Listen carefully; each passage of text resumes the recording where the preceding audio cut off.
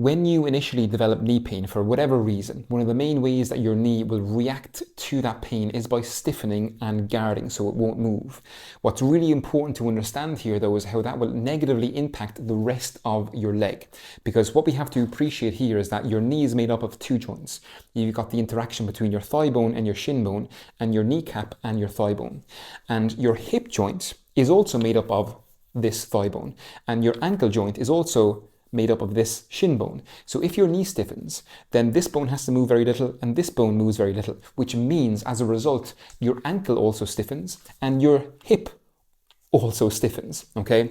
That will negatively impact how the whole leg will handle stress and pressure as you move. And what can emerge out of this is that you can start developing some issues around the hip or issues around the ankle. And I know better than anyone here because back in college when I played soccer, I ruptured my ACL and I had significant tearing of my cartilage. And in the years after that initial injury, I developed some pretty serious hip pain. And I was only able to solve that hip pain once I came back to address the knee because my knee was not moving well. I didn't rehab it well initially, and as a result, I developed hip pain. Now, the reason that's also important is because many people will address the hips when they have knee pain because they'll have knee pain, but they'll often report that they also have some hip discomfort.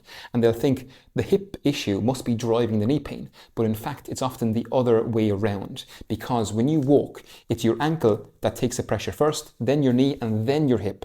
So before you start trying to focus on strengthening the hip, which is very important, you cannot overlook the importance of restoring movement at that knee and restoring strength around the knee to improve how the whole leg handles stress and handles pressure to help you move more efficiently.